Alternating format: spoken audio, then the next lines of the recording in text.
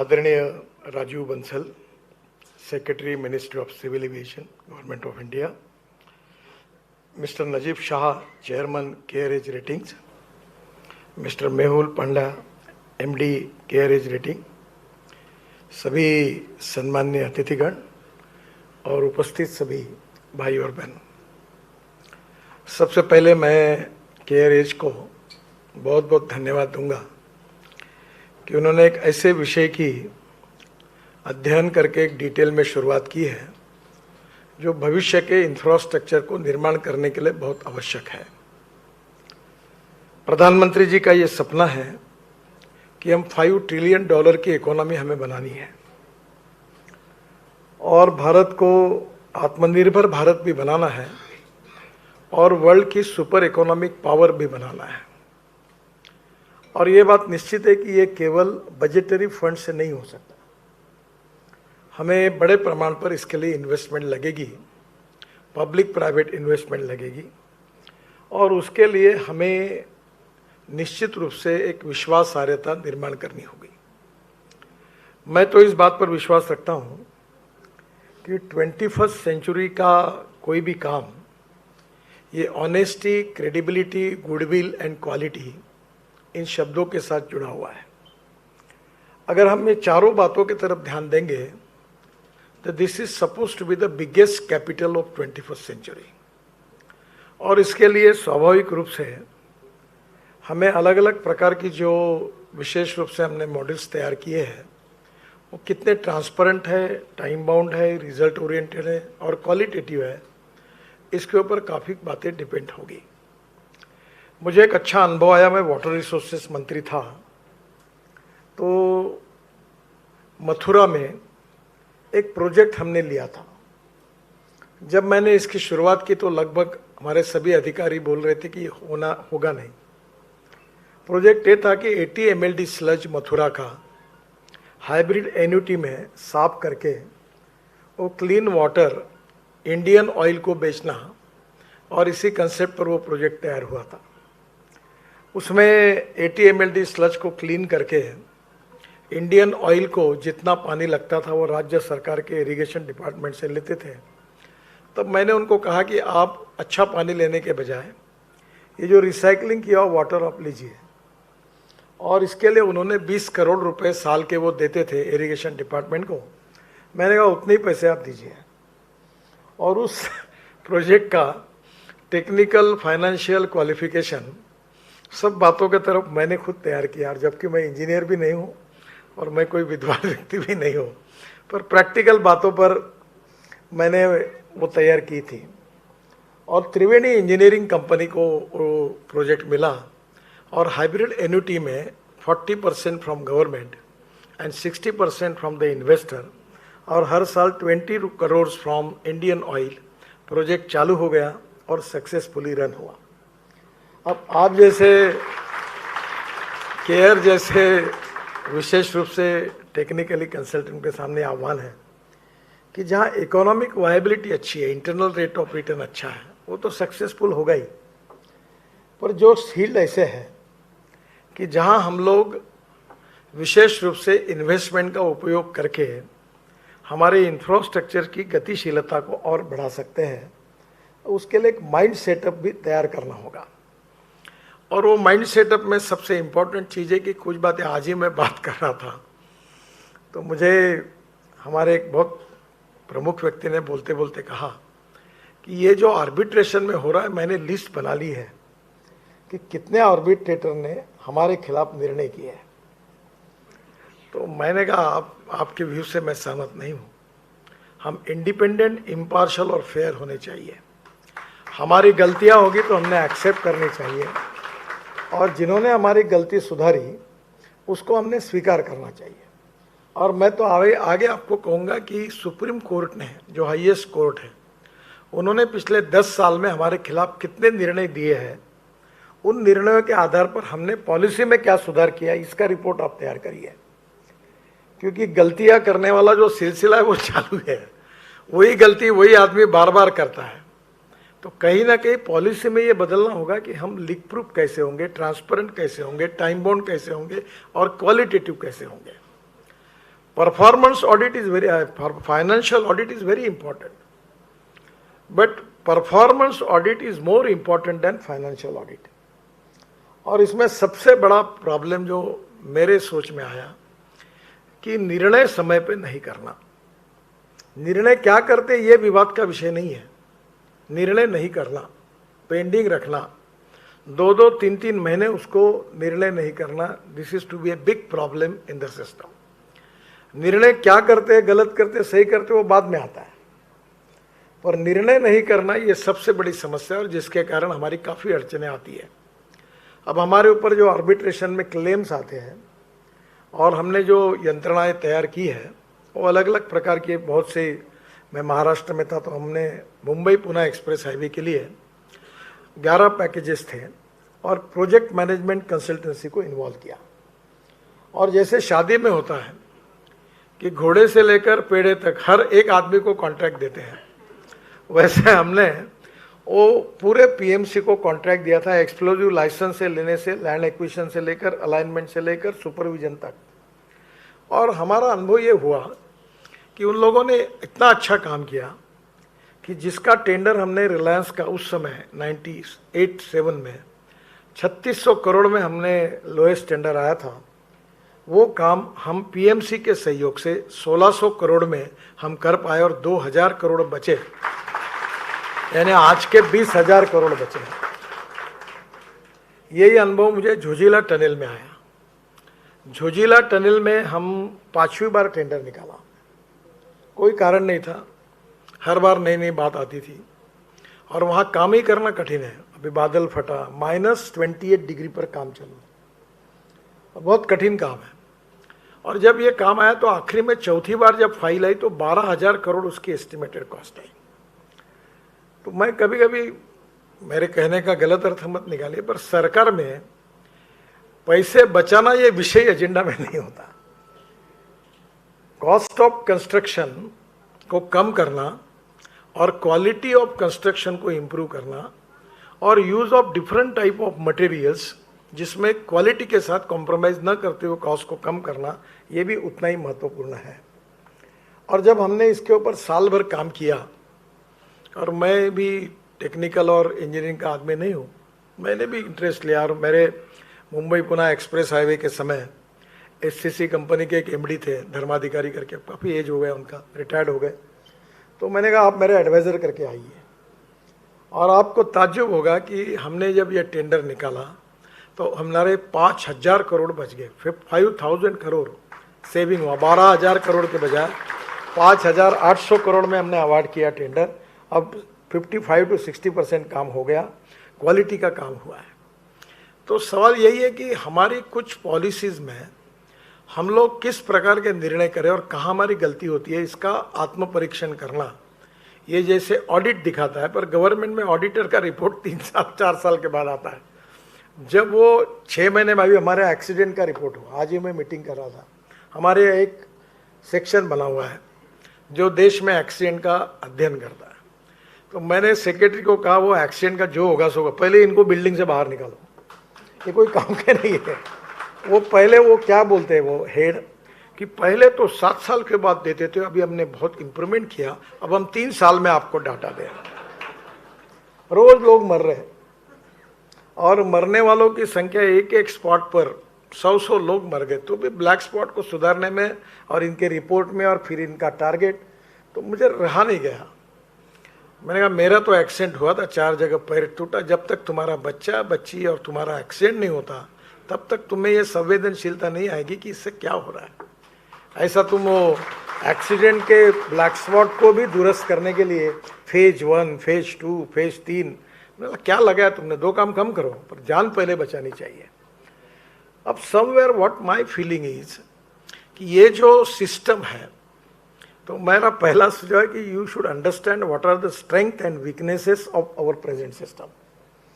जब ऑडिट करना है तो कॉन्ट्रैक्टर का, मैनेजमेंट का, अभी हमारा एक इंडिपेंडेंट इंजीनियर करके सिस्टम है, वो बंद किया अभी काफ़ी। मैंने एक 80 साल का 75 साल का टोपी पहना हुआ आदमी एक कोने में बैठता है, ये इंडिपेंडेंट इंजीनियर।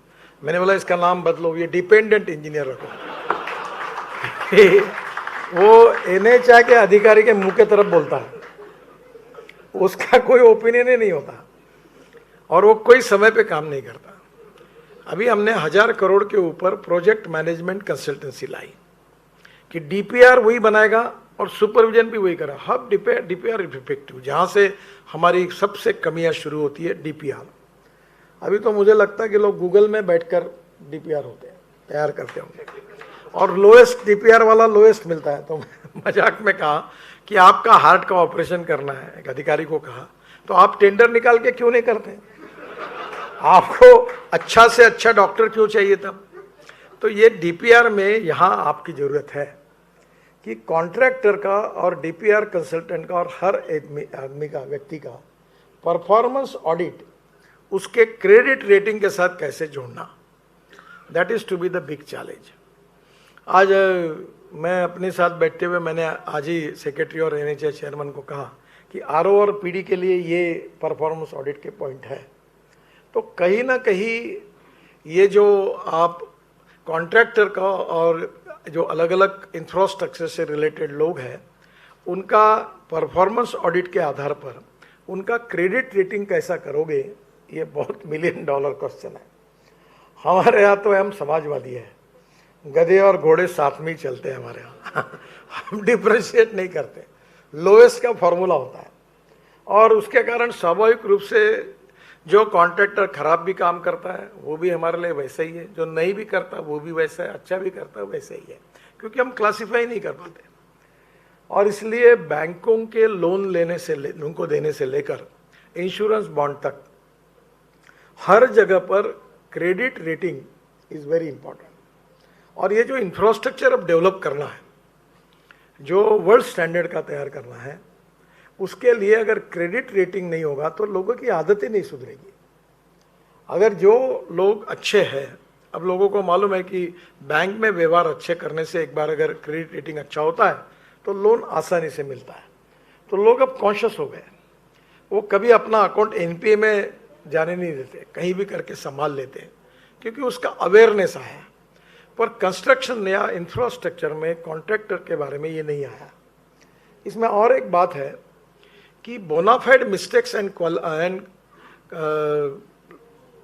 बहुत से बारे में हमारे कॉन्ट्रैक्टर की कभी कभी जानबूझ के मैलाफाइड मिस्टेक्स होती है, मैलाफाइड होती है, वो उसके सब लोग मिले हुए रहते हैं।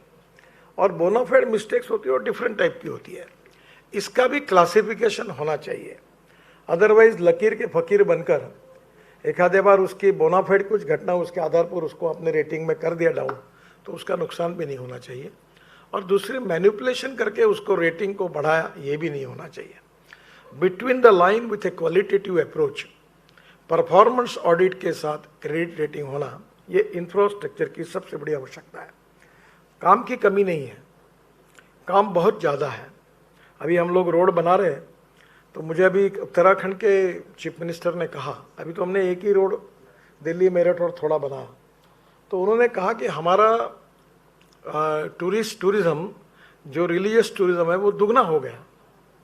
यानी कितने रेस्टोरेंट्स, कितने होटल्स, कितने मोटेल्स, कितना बड़ा अभी टूरिज्म में 49% ऑफ द कैपिटल इन्वेस्टमेंट ये एम्प्लॉयमेंट पोटेंशियल के लिए खर्चा होती है। और इसलिए अभी इतनी संभावना है। अभी हमारे राजीव जी बैठे हैं, मैं परसों हमारे एयरपोर्ट पे आ रहा था, तो हमारे यहाँ मेरे ध्यान में आया कि जो छोटे लोग हैं, यानी जिनका इनकम बहुत कम है, वो मुझे बोल रहे कहाँ जरा मनाली जा रहे हैं। अब लोगों में अभी तो रोड अच्छा बनने से, अभी नागपुर से पुणे 24 घंटा लगता था, अभी समृद्धि महामार्ग बना है तो नागपुर से मुंबई 4.5-5 घंटे में, और पुणे का हम नया रोड बना रहे हो 4-4.5 घंटे में होगा। तो हर आदमी सेकंड हैंड कार खरीद रहा है और वो खुद टूरिज्म पे निकल रहा है। और अक्सर अभी ये जो मई, अप्रैल, मई, जून, आप देखिए कितने बड़े प्रमाण पर लोग घर से बाहर निकल रहे। अभी देहरादून 2 घंटे में होगा, हरिद्वार 1.5 घंटे में होगा, अमृतसर 4 घंटे में होगा, जयपुर 2 घंटे में होगा, ये कटरा 6 घंटे में होगा और श्रीनगर 8 घंटे में होगा। इतना पोटेंशियल है। और वो तो हम लोग जो अटल टनल बनी, जो 3.5 घंटे रोहतांग पास पर जाने के लगते थे, वो अब वो टनल से 8 मिनट में निकल रहे। और उसके बाद 4 टनल बन गए, पूरा हिमालय खाली पड़ा हुआ है। इतना पोटेंशियल है मनाली के बाद लद्दाख लेह तक, बाद में कारगिल, उसके बाद हमारी और एक टनल है झेड़मोर, और झेड़मोर से सोनबर्ग और गुलमर्ग, इतने जन्नत है। तो टूरिज्म बड़े प्रमाण पर बढ़ रहा है, पर ये क्वालिटी का काम होगा क्या, ये समय पर होगा क्या, नई टेक्नोलॉजी का उपयोग होगा क्या, बहुत सी बातें अड़चनी है सरकार में। मैं जब दिल्ली मेरठ हाईवे बना रहा था, खूब मैंने कोशिश की कि दिल्ली में 3 माउंटेन है कचरे के, और ये पूरा कचरा सेग्रीगेट करके रोड में डालना। 5-6 बार मीटिंग हुई, एलजी के साथ हुई, अर्बन मिनिस्ट्री के साथ हुई, और सेग्रीगेट कौन करेगा इसी पे झगड़ा चलता रहा। एक दिन 15-16 मीटिंग होने के बाद मैंने तंग होके कहा कि छोड़ दो, अभी कोई मतलब नहीं समय खराब करने, पर वो होते होते हो गया। तो अभी UR2 जो बना है उसमें हमने 20 लाख टन कचरा डाला। फिर ये जो अहमदाबाद डोलेरो हाईवे उसमें 20 लाख टन डाला। अभी हम कचरे के लिए हम लोग पॉलिसी फॉर्मुलेट कर रहे हैं कि कचरे का उपयोग कैसे करना रोड कंस्ट्रक्शन में। प्लास्टिक का हो रहा है, रबर का हो रहा है। ये जो सर्कुलेशन इकोनॉमी है, इसमें बड़े प्रमाण पर वेस्ट मटेरियल का उपयोग हो सकता है। इससे कॉस्ट ऑफ कंस्ट्रक्शन कम होगी, क्वालिटी ऑफ कंस्ट्रक्शन इंप्रूव होगी, और टाइम बाउंड सब होना चाहिए। मुझे याद है मुंबई में जब 55 फ्लाईओवर बन रहे थे, तो हमारे उस समय उसकी कॉस्ट 1900 करोड़ थी, और हमारे फ्लाईओवर बने 900 करोड़ में। तो हमने एक छोटा सा निर्णय किया था कि एक दिन पहले जो काम करेगा उसको 1 लाख रुपए अवार्ड मिलेगा, और एक दिन जो लेट करेगा उसको 1.5 लाख रुपए फाइन होगा। आप ताज्जुब करोगे, अभी जो सांता क्रूज एयरपोर्ट पे जो ब्रिज बना है, ये बांद्रा से निकलते एक बड़ा एलिवेटेड रोड बना, तो उसको बनाने के लिए मुझे डिपार्टमेंट ने कहा 4.5 साल लगेंगे, और जब हमने ये पॉलिसी बनाई तो 17 महीने में बन गया, फिर उसने बोनस मिला है। तो कहीं ना कहीं अभी जैसे आपने वर्ल्ड रिकॉर्ड की बात की, अब ये ऐसे ही हुआ कि हमने कुछ किया नहीं ना, उसमें मेरा भी कोई कंट्रीब्यूशन है, कुछ लोग कर रहे हैं, पर उसको पता चला कि हम वर्ल्ड रिकॉर्ड कुछ करते हैं तो हमको रिकग्निशन और रिस्पेक्ट मिलता है। सिस्टम में क्या होता है, अच्छे काम करने वालों को सम्मान नहीं मिलता और बुरे काम करने वालों को सजा नहीं होती, और इसका कारण ये होता है कि चलता ही है। ये चलता है वाला शब्द बड़ा पॉपुलर है, चल जाएगा, संभाल लूँगा, मैनेज कर लूँगा, और उसके कारण फिर डिटोरेशन होता है। मैं बहुत खुश हूँ कि आप ये जो क्रेडिट रेटिंग की बात कर रहे हैं, इसको और डिटेल में जाइए, और आपकी अगर सिस्टम को अगर लीक प्रूफ करना है तो पहली मेरी रिक्वेस्ट ये कि you should understand what are the strength and weaknesses of our system, और दोनों के आधार पर इवैल्यूएशन करिए। और वो भी ऐसी सिस्टम होनी चाहिए कि जिसको इतना हुआ तो इतने ही मार्क मिलेंगे, मैनिपुलेशन के चांस ही नहीं होने चाहिए। और वो अगर होगा तो धीरे धीरे क्वालिटी और इसके साथ साथ टाइम का जो पीरियड होता है वो भी कम होगा। और अभी इकोनॉमिक वायबिलिटी और टेक्निकल बातों के बारे में तो ऑलरेडी चेंजेस काफ़ी हो रहे हैं। 2 बातें मैं अक्सर कहता हूँ, आप लोगों ने भी इसमें थोड़ा सोचना चाहिए कि innovation, entrepreneurship, science, technology, research, skilled and successful practices, we name it as knowledge, and conversion of knowledge into wealth is the future. And the second important thing is, no material is waste and no person is waste. It is depending upon the appropriate technology, appropriate vision of the leadership, that you can convert waste into wealth. तो cost of construction को कम करना, और जैसे interest cost कम करना हमारे लिए आवश्यक है कैपिटल में, वैसे कंस्ट्रक्शन में क्वालिटी के साथ कॉम्प्रोमाइज न करते हुए कॉस्ट ऑफ कंस्ट्रक्शन को कम करना बाय यूजिंग डिफरेंट टेक्नोलॉजी। इसमें भी लोग रिलक्टेंट हैं। अभी हमने एक टेक्नोलॉजी लाई कि 2 पिलर के बीच में हमारा मैक्सिमम 40 मीटर डिस्टेंस होता है, वो we can take it up to 120 metre, और उसके ऊपर का जो बीम होता है वो स्टील फाइबर में कास्ट होता है।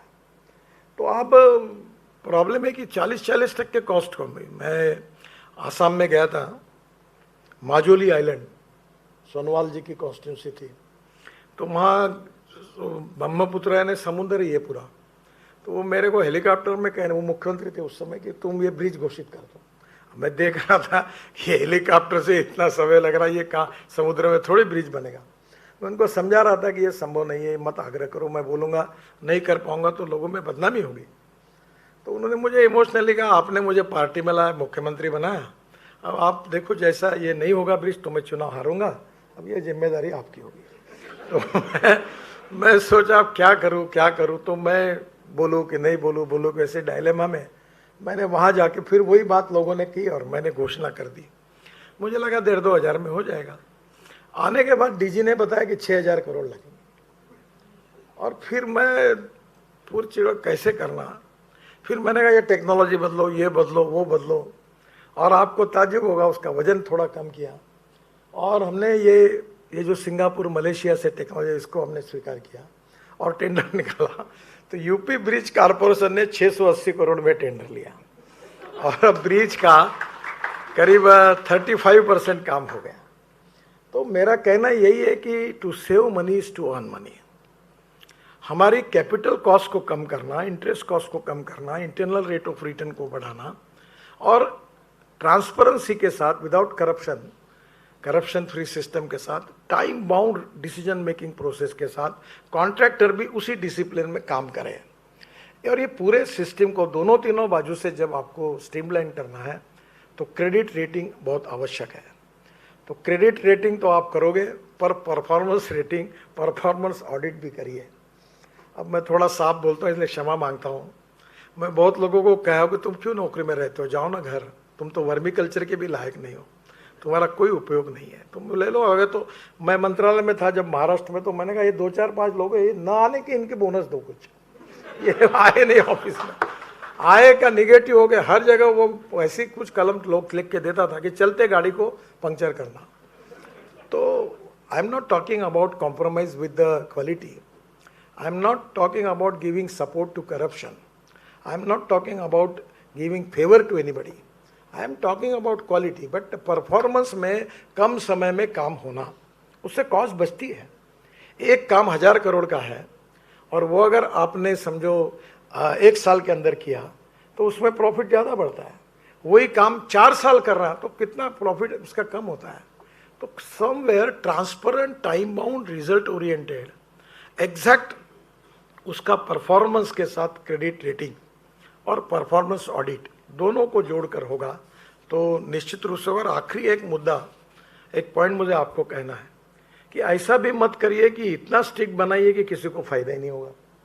अभी हमने इंश्योरेंस बॉन्ड का करते करते 3 साल गए मेरे, वो हैदराबाद की रेगुलेटरी अथॉरिटी सबके साथ में फॉलोअप करते करते अभी वो हुआ। तो बैंक गारंटी की जगह उसका अब उन्होंने ऐसा बनाया कि एक भी कॉन्ट्रैक्टर ले ही नहीं सकता बॉन्ड। तो we need to find out a breaking point कि कहाँ हम क्वालिटी के साथ कॉम्प्रोमाइज नहीं करते हुए इस स्कीम को यशस्वी कर सकते हैं। आइडियलिस्टिक एक ही जगह पर ऊपर जाके बैठेंगे तो कोई चढ़ ही नहीं पाए तो फायदा नहीं होगा। बिटवीन द लाइन इसका एग्जैक्टली ब्रेकिंग पॉइंट कहाँ करना चाहिए, that is to be very important for technical consultant and financial consultant कि हम इसमें कैसे करें। मैं अभी इनको उदाहरण बता रहा था कि मुझे सौभाग्य मिला कि बीओटी और पीपीपी के प्रोजेक्ट करने का। तो देश का पहला प्रोजेक्ट मैंने थाने भिवंडी बाईपास किया था जब महाराष्ट्र में मंत्री था।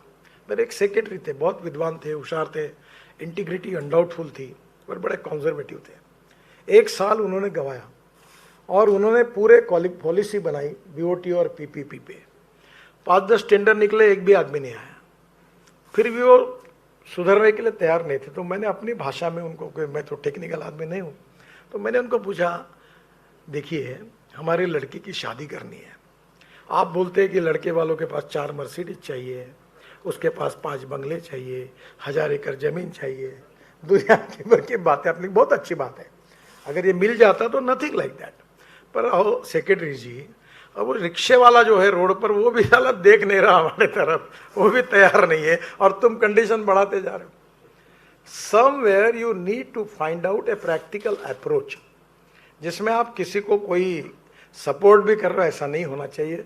पर कल ऐसा भी मत बनाइए कि कोई क्वालिफाई नहीं होगा। तो कहीं ना कहीं आप एक्सपर्ट है, यू नो दैट कि ब्रेकिंग पॉइंट एग्जैक्टली कहाँ है। तो टेक्निकली हमें कहीं कॉम्प्रोमाइज नहीं करना, क्वालिटी के साथ नहीं करना, परफॉर्मेंस ऑडिट परफेक्ट होना, काम समय पर होना और फाइनेंशियली तो आपका है ही कि कैपिटल कॉस्ट में अगर गति से काम होगा तो प्रॉफिटेबिलिटी बढ़ेगी। तो मुझे लगता है कि अब ये बहुत बड़ा पोटेंशियल है। हिंदुस्तान में अभी मोनेटाइजेशन का हो रहा है, इनविट का आ रहा है। हमारे इनविट में गोयल साहब बैठे हैं, मैं इनको कह रहा था कि आप ये जनरल लोगों को, हम लोग जो छोटे लोग हैं उनके लिए इनविट में कुछ रिजर्व करेंगे। सबका कहना था वही रिस्पॉन्स मिलेगा नहीं। अभी हम इनविट मॉडल में गए, 7 दिन में इन्होंने हमारा बॉन्ड इशू सब्सक्राइब किया और मेरी समय तय हो गया कि 7 दिन के बाद मैं मुंबई स्टॉक एक्सचेंज में जाके वो बेल बजाकर उसको क्लोज करूंगा। मैं चला गया गोवा, इनका फोन है, साहब ये तो पहले ही 7 घंटे में 7 टाइम्स ओवर सब्सक्राइब हुआ और लोगों ने पैसा दिया। तो मैंने इनको कहा कि भाई धनवान आदमी को पैसे लेकर रिटर्न देने के बजाय गरीब आदमी के पैसे लेकर उसको अच्छा रिटर्न देना, ये समाज के लिए और देश के लिए कभी भी अच्छा है। आप इसको प्रायोरिटी दो। अब कोई, मैं किसी बड़े इन्वेस्टर के विरोध में नहीं हूँ, पर स्वाभाविक रूप से उनको भी रिटर्न्स मिलते हैं। रिटायर्ड लोग हैं, सैलरी अर्न लोग हैं, उनको भी 8.05% इंटरेस्ट मंथली मिलता है, तो उनका भी बहुत बड़ा फायदा हो सकता है। तो somewhere with the social interest and national interest, without compromise with the quality and maintaining the international standards and parameters, reducing the cost without compromise with the quality and with the transparent financial management, हमें performance audit और credit rating दोनों को जोड़कर आगे अगर infrastructure project में अगर आपने ऐसा फॉर्मुलेशन किया तो it will be a great achievement in the interest of the country. जो प्रधानमंत्री जी का सपना है उसके लिए वो पूरा करने के लिए निश्चित रूप से बहुत उपयोगी होगा और इससे क्वालिटी बढ़ेगी। लोग अपने को क्वालिटेटिव बनाने के लिए कोशिश करेंगे और इसका फायदा होगा। मैं आपको बहुत बहुत धन्यवाद देता हूं। नमस्कार।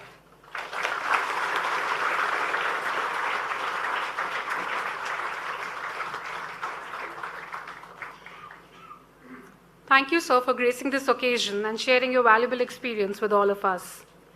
I would now request the dignitaries present on the dais to unveil CARET's special thematic knowledge paper published especially for this occasion. I would request Mr. V. Chandrasekaran, CARET's board member,